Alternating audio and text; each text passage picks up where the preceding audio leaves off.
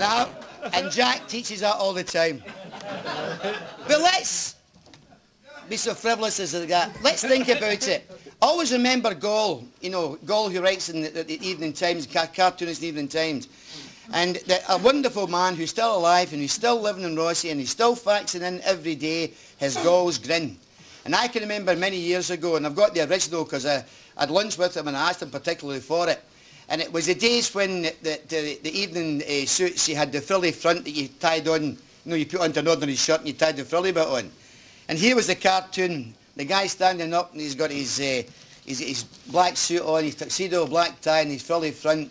And he's standing there and he's got a glass in the hand and he's saying, we're here tonight to toast the man that wrote poetry once a year. And that to me sums up Burns. Because people think that Burns is only a man for a season. But it's totally wrong, it's a man for all seasons. And that's why I welcome coming here tonight in the Late Late Burns Show. I don't know if it's the Late Late Burns Show or the Early Burns Show. As George said, I've been lucky enough to travel all over the world to various places like Karachi, you know, Kenya, Nigeria. I was in Kuwait just prior to the Gulf War, and I was standing there with the British ambassador on one side and the American ambassador on the other, and I've got the full Monty on, the kilt, the whole bit, and waiting in the patron come in, who was one Sheikh Darar Al Ghanem. And the door burst open and he came in with his entourage. And he was a tall man, about 6'2". He had the black hair, the Omar Sharif moustache. He had the black suit on with the gold braid, the white headset, the worry beads, the whole Monty. And he's coming floating up to me, and I turned to the American ambassador, Tony, and I says, what do I do here, Tony? Do I bow, kiss his ring, or what? And just at that, the guy leaned forward and he says, how's it going? They tell me you're a blue nose.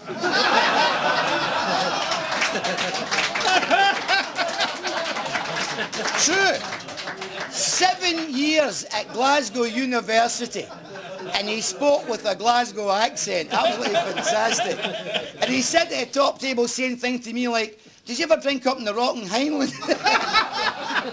And I said, I thought the Ruby app would be more used to.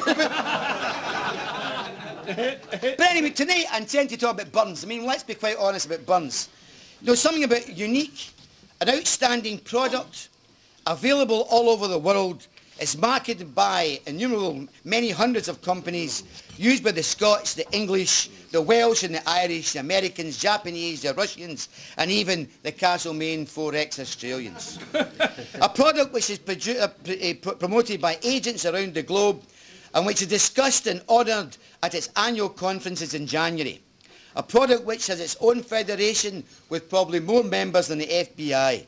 The work, of course, I'm referring to is the works of Robert Burns.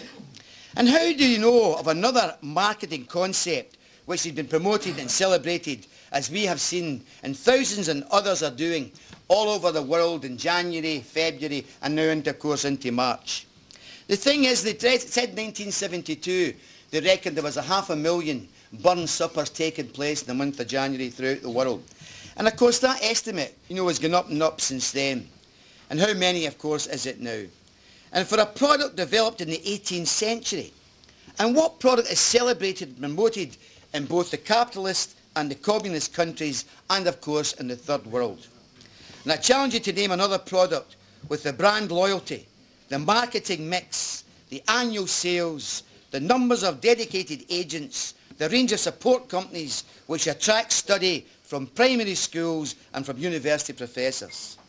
And as for the turnover of published poems and songs in numerous languages, records, tapes and CDs, souvenirs, song sheets, books, novels, and I can't even guess if you add the tons of haggis and the gallons of whiskey which is consumed on the actual night, and probably in here as well. The thing is that you just can't keep up with it. It's an absolute incredible marketing scheme. You can also add to that advice and taxation, selling advertising, copy and jingles, documentaries like Shanter, and of course, as you heard tonight, whene'er to drink you are inclined, or cutty sats gang in your mind, think you may buy the joys o'er dear, remember Shanter's mare.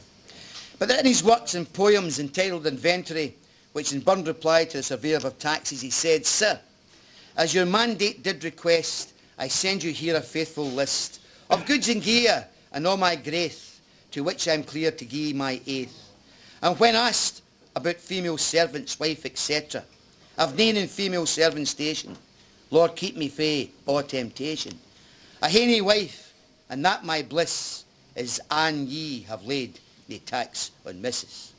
And he ends, this list wi' my ain hon I wrote it, date and date as under note it. He's almost as good as Walter McGuigan there. And we would prefer perhaps not to be more sympathetic treatment from Shanter 1 in East Kilbride, where we to be humorists in our returns, or cite to be excessive, successful in our humour for making money from humorous writings. And Burns, of course, was a humorist.